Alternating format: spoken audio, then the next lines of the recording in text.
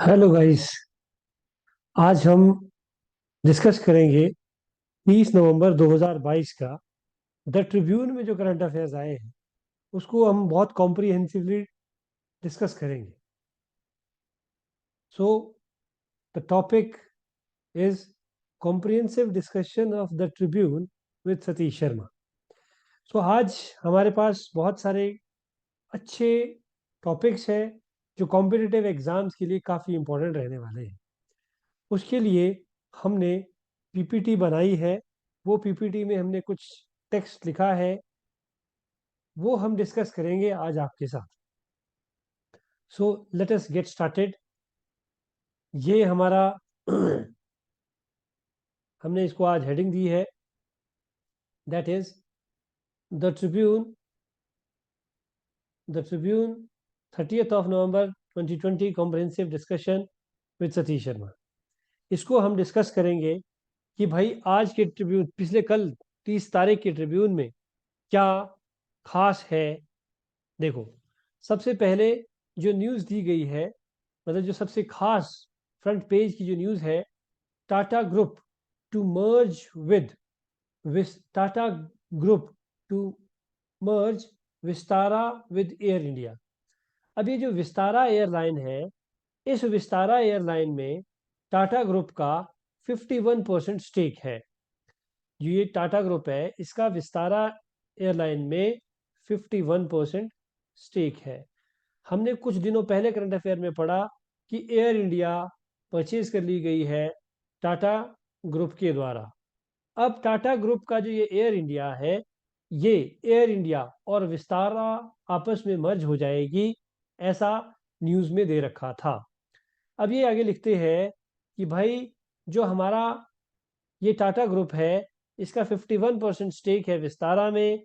आगे ये लिखते हैं कि भाई Vistara shall be merged with air India post receipt of requisite approval. Approval जब विस्तारा से आएगा, और जो सिंगापुर एयरलाइंस है, जिसका कि 49% शेयर है विस्तारा में, वो इन्वेस्ट करेगी 2059 करोड़ इन एयर इंडिया।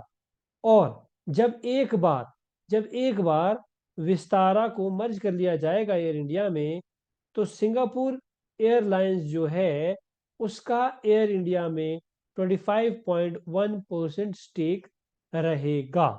तो ये काफ़ी इंपॉर्टेंट न्यूज़ है। हमसे ये भविष्य में कॉम्पिटिटिव एग्जाम्स में पूछी जा सकती है। अगला है, Tata group also owns air India express and air Asia India.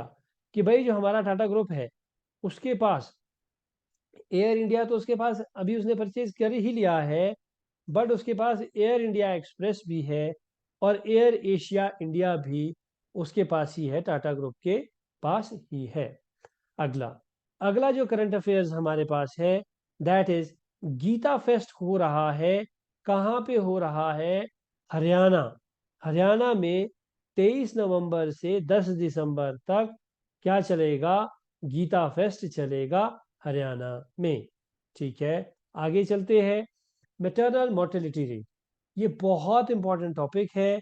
ये टॉपिक करंट अफेयर्स के लिए भी हमारे पास इंपॉर्टेंट है, और हम वुमेन के रिगार्डिंग कहीं कोई टॉपिक लिख रहे हैं, उसमें भी हमारे लिए इम्पोर्टेंट है। और हेल्थ के रिगार्डिंग अगर कोई हम टॉपिक लिख रहे हैं, उसमें भी हमारे लिए इम्पोर्टेंट है। सोशियोलॉजी के जो बच्चे होते हैं, उनको ऐसा डेटा काफ़ी टिप्स पे होना चाहिए। और आपका एचएस का जो GS1, GS2 है, और आपका जो यूपीएससी के अलग अलग टॉपिक रहेंगे, वहाँ पे maternal mortality rate UPSC pre में ये सवाल बनेगा। ये बहुत सारे कॉम्पिटेटिव एग्जाम में अलग अलग तरीके से सवाल पूछा जाएगा। मैटरनल मोर्टेलिटी रेट या फिर मैटरनल मोर्टेलिटी रेशो क्या होता है? मैटरनल मोर्टेलिटी रेशो, हमने कहा कि जब हमारे जो प्रेग्नेंट मदर होती है, और जब वो बेबी को बर्थ देती है, अगर प्रेग्नेंट वुमेन की डेथ प्रेगनेंसी के दौरान या फिर डिलीवरी के 42 डेज के अंदर, because of because of pregnancy pregnancy related अगर कोई विकार आया, उसकी वजह से कोई डेथ होती है, तो उसे मैटरनल मोर्टेलिटी रेट कहा जाएगा। मैटरनल मोर्टेलिटी रेट 2014 से 16 में ये 130 था, और अभी लेटेस्ट जो मैटरनल मोर्टेलिटी रेट हुआ है 2018 से 2020, वो हो गया है 97। ये बहुत बड़ी अचीवमेंट है भारत के लिए, क्योंकि भारत में मैटरनल मोर्टेलिटी रेशो काफ़ी ज़्यादा चर्चा में रहा है। 130 से अब ये 97 पहुंच गया है। The registrar general of India's latest special bulletin on MMR. अब सवाल ये है कि ये जो एमएमआर का बुलेटिन था, ये डेटा रिलीज किसने किया है? रजिस्ट्रार जनरल ऑफ इंडिया ने ये डेटा रिलीज किया है। What is maternal mortality ratio? Maternal death is defined as the death of a woman while pregnant or within 42 days of termination of pregnancy, irrespective of the duration and site of the pregnancy, from any cause related to or aggravated by pregnancy or its management, but not from accidental or incidental causes. तो maternal mortality ratio हम समझ गए हैं, जो कि अब 97 है। एक टाइम पे वो 130 था, काफी इंप्रूवमेंट है। मैटरनल मोर्टेलिटी रेशियो में सबसे कम मैटरनल डेथ भारत में केरला में होती है, सबसे ज्यादा असम में होती है। पंजाब और हरियाणा का मैटरनल मोर्टेलिटी रेशियो अभी भी थोड़ा ज्यादा है। आगे हम जानेंगे। आगे lowest maternal mortality ratio Kerala में, that is 19, highest Assam 195, Punjab में 105, हरियाणा में 110।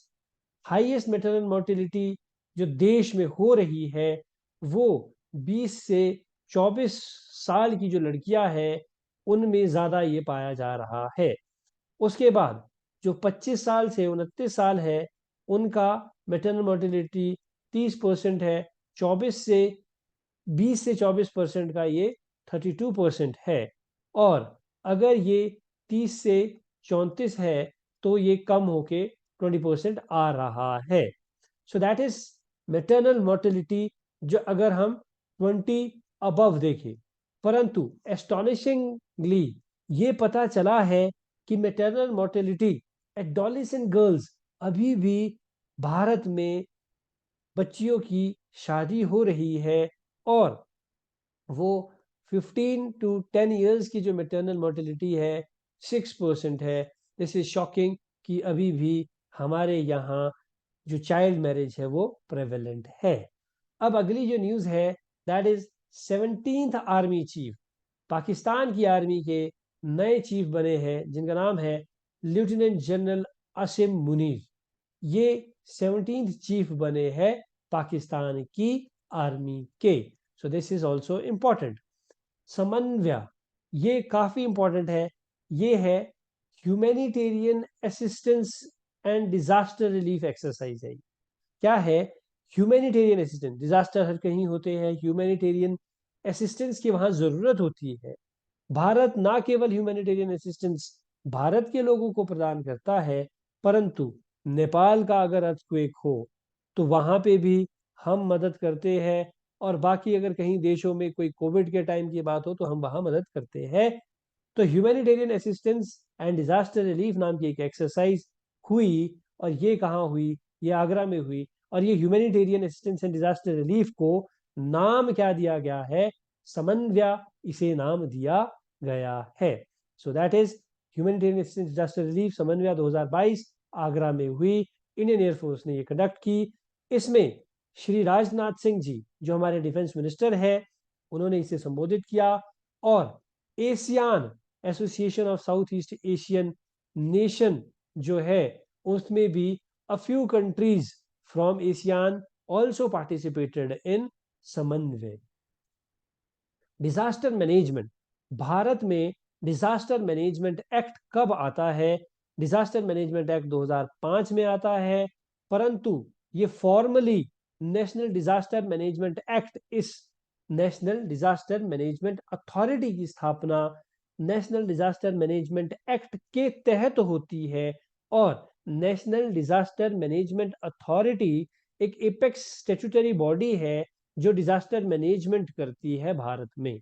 अगर डिजास्टर हो जाए तो उसको कौन मैनेज करेगा? प्रोएक्टिवली कौन उसकी तैयारी कर रहा है उसको हैंडल करने के लिए, प्रिवेंट करने के लिए कौन तैयारी कर रहा है, नेशनल डिजास्टर मैनेजमेंट अथॉरिटी, जो कि एपेक्स स्टैट्यूटरी बॉडी है डिजास्टर मैनेजमेंट की। ये नेशनल डिजास्टर मैनेजमेंट अथॉरिटी 27 सितंबर 2026 को इसकी स्थापना 2006, I beg your pardon for that, 2006 को इसकी स्थापना की गई है। डिजास्टर मैनेजमेंट एक्ट 2005 में स्थापित किया गया और नेशनल डिजास्टर मैनेजमेंट अथॉरिटी की अध्यक्षता प्राइम मिनिस्टर करते हैं as its chairperson. This is also very important. अगला जो हमारी न्यूज है वो है सेंट्रल डिजिटल करेंसी। अब सेंट्रल बैंक डिजिटल करेंसी क्या है? ये जैसे आपका 100 रुपए का नोट है, अभी आपके पास वो फिजिकल रूप में प्रेजेंट होगा, बट भविष्य में ऐसा होगा कि आपका ये जो 100 रुपए का नोट है आपके डिजिटल वॉलेट में हो सकता है, या फिर डिजिटल वॉलेट में हो सकता है, या फिर फोन में आपके फोन में इन फॉर्म ऑफ कूपन रह सकता है। ठीक है जी। फिर आप मान लीजिए ए पर्सन बी पर्सन को ट्रांजेक्शन करना चाहता है, तो ए पर्सन ये डिजिटल कूपन जो है 100 रुपए का ये दे सकता है। ठीक है जी। So that is central bank digital currency. Digital rupee is a digital form of currency notes. हमारा जो करेंसी नोट है उसका डिनोमिनेशन वही रहेगी।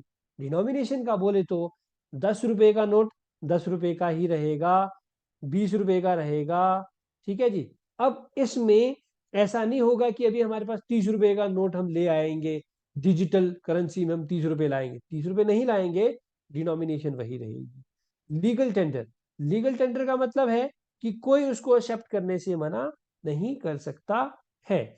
ये मर्चेंट टू मर्चेंट भी हो सकता है, merchant to merchant to merchant भी हो सकता है, और ये इंडिविजुअल टू इंडिविजुअल भी हो सकता है, और ये इंडिविजुअल टू मर्चेंट भी हो सकता है। ये जो ट्रांजैक्शन है, मर्चेंट अपना क्यूआर कोड लगा सकते हैं और उसके थ्रू आप डिजिटली अपना सेंट्रल बैंक डिजिटल करेंसी को ट्रांजैक्ट कर सकते हैं। Digital rupee is a digital form of currency notes issued by RBI which can be used in contactless transactions. So that is denomination same रहेगी जैसा हमने पढ़ लिया है। Same denominations that paper currency and coins are currently issued and will be legal tender transaction. Users will be able to transact with digital rupee through a digital wallet offered by participating banks and stored on mobile phones or devices. ये आपके digital wallet में भी हो सकती है और ये आपके फोन्स और डिवाइसेस में भी हो सकता है। ट्रांजैक्शंस की बात की जाए, पर्सन टू पर्सन भी हो सकती है और पर्सन टू मर्चेंट्स भी हो सकती है, और मर्चेंट्स अपने क्यूआर कोड को भी यूज कर सकते हैं। चलिए, user will be able to transact with digital central bank digital currency through a digital wallet offered by the participating bank and stored on mobile phones. और ये जो इनिशियली हम जो ये यूज कर रहे हैं, इनिशियली ये पायलट प्रोजेक्ट लाया जा रहा है मुंबई, दिल्ली, बेंगलुरु और भुवनेश्वर में ये पायलट प्रोजेक्ट लाया जा रहा है। भविष्य में ये इंदौर, भोपाल, लखनऊ, शिमला ऐसे ऐसे शहरों में भी इस प्रोजेक्ट को लाया जाएगा। अभी हम देखना चाह रहे हैं कि ये कैसा वहां पे चलेगा। अगले ये जो हम तस्वीर आप देख रहे हैं, ये तस्वीर है चंबा रूमाल की। ये तस्वीर किसकी है?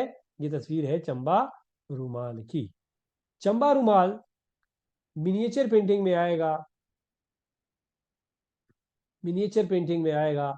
चंबा रूमाल हिमाचल प्रदेश के चंबा में, हिमाचल प्रदेश के चंबा की एक यूनेस्को हेरिटेज टैग इसे मिला है। इसे यूनेस्को हेरिटेज टैग 2008 में मिला था। तो अब ये चंबा रूमाल न्यूज में क्यों है? क्योंकि नूरपुर कांगड़ा की नूरपुर नूरपुर की एक महिला है जिनका नाम है दिनेश कुमारी, जिनका नाम है दिनेश कुमारी। ये दिनेश कुमारी चंबा रूमाल को बहुत ज्यादा प्रोत्साहित कर रही है। इसके इसके क्राफ्ट को इन्होंने प्रिजर्व कर रखा है। दिनेश कुमारी को हाल ही में भारत सरकार ने पुरस्कृत किया है चंबा रूमाल की शैली को, क्राफ्ट को बढ़ावा देने के लिए इन्हें पुरस्कृत किया गया है।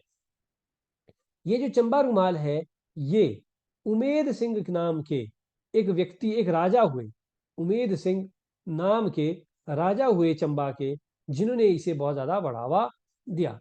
चंबा रुमाल इज फेमस फॉर दो रुखा टांका, दो रुखा टांका। इसमें कोई नॉट नहीं होता है और ये दोनों साइड सेम दिखता है। सो दैट इज चंबा रुमाल। अब हम जानेंगे चंबा रुमाल अभी क्या चंबा रुमाल के खास में और है। Got heritage tag on 36 of October 2008। Historically Raja Umed Singh थे 1948 से 68 तक, जिन्होंने इस मिनिएचर पेंटिंग को बढ़ावा दिया, मिनिएचर आर्ट को बढ़ावा दिया। अब ये बोलते हैं, ये जो चंबा रुमाल है, चंबा रुमाल के बारे में ये कहा जाता है, the same pattern is seen on both sides of the cloth.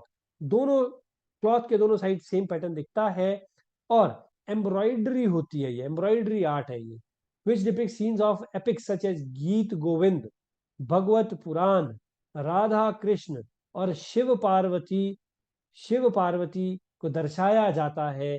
गीत गोविंद जो रचना है, उस रचना को इसमें दर्शाया जाता है, भगवत पुराण को दर्शाया जाता है, राधा कृष्ण को दर्शाया जाता है, महाभारत को दर्शाया जाता है। ऐसा दिनेश कुमारी ने बताया, जिनको कि अभी हाल ही में भारत सरकार ने अवार्ड दिया है। शिल्प गुरु एंड नेशनल अवार्ड दिए जा रहे थे दिल्ली में, उस दौरान Dinesh Kumari was awarded during Shilp Guru and national awards.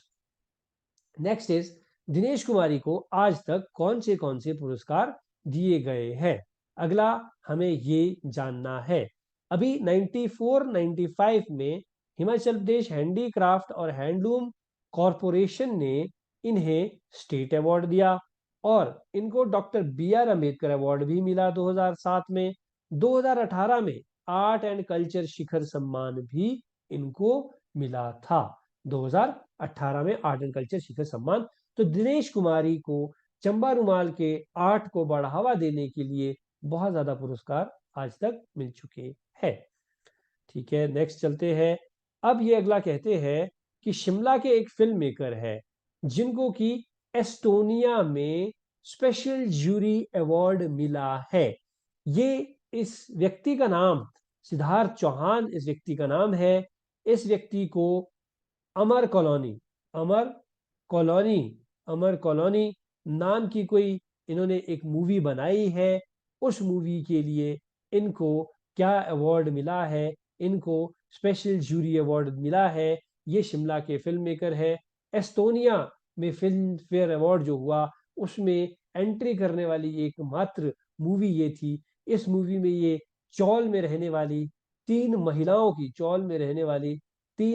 की ये स्टोरी बताते हैं, जिसके लिए इन्होंने दो जो आर्टिस्ट थे वो बाहर से, एक यूएस से आर्टिस्ट थी महिला, एक दिल्ली से थी, और एक आर्टिस्ट जो है वो लोकल आर्टिस्ट है। इनका कहना है कि भाई local artist should be given the chances, इनका ऐसा कहना है। तो आगे ये लिखते हैं, special jury prize at Tallinn Black Nights Film Festival held in Estonia. Chauhan की अमर कॉलोनी नाम की एक मूवी है, ये एकमात्र एंट्री थी इस फेस्टिवल में। ठीक है जी। साइबर क्राइम, अभी साइबर क्राइम के बारे में काफी इंपॉर्टेंट एक न्यूज है। हिमाचल प्रदेश में साइबर क्राइम्स बढ़ रहे हैं और हिमाचल प्रदेश में इस साल अभी तक मोर देन 500 केसेस रजिस्टर हो चुके हैं। साइबर क्राइम पुलिस स्टेशन 10 जिलों में बनाए जाएंगे, ऐसा कहा जा रहा है।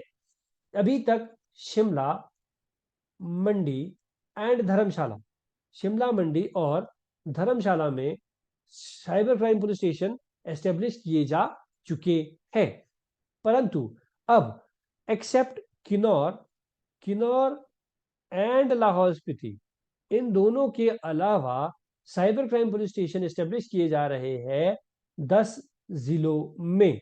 अब साइबर क्राइम बढ़ रहा है क्योंकि इसलिए हमें इसको हैंडल करना पड़ेगा। तो जैसे यहाँ लिखा गया है, एक सेंट्रलाइज्ड साइबर स्टेशन शिमला में सिचुएटेड है और साइबर जुरिस्डिक्शन को 3 रेंजेस में बांटा गया है, जिनके हेडक्वार्टर शिमला, मंडी और धर्मशाला में है। और 3 रेंजेस होगी, सदर्न, सेंट्रल, नॉर्दर्न हेडक्वार्टर्स, और इनके हेडक्वार्टर शिमला, मंडी और धर्मशाला में होंगे। अच्छा जी, अब इसमें एक और न्यूज़ है, एक और पहल है, हिमाचल प्रदेश पुलिस डिपार्टमेंट की एक और पहल है। ये पहली ऐसा इनिशिएटिव है जिसमें कि जो पुलिस ऑफिसर्स होंगे उन्हें नवाजा जाएगा, उनको साइबर पुरस्कार दिया जाएगा अगर वो अच्छा काम करते हैं साइबर क्राइम को प्रिवेंट करने के लिए, और वो साइबर क्राइम के रिगार्डिंग नॉलेज गेन करते हैं, टेक्निकल नो हाउ लेते हैं, और जो अच्छा परफॉर्म करेगा उसे पुरस्कृत किया जाएगा। साइबर क्राइम को टैकल करने के लिए हिमाचल प्रदेश का पहला इनिशिएटिव है। The state police so far has successfully got refunded ₹75 lakh.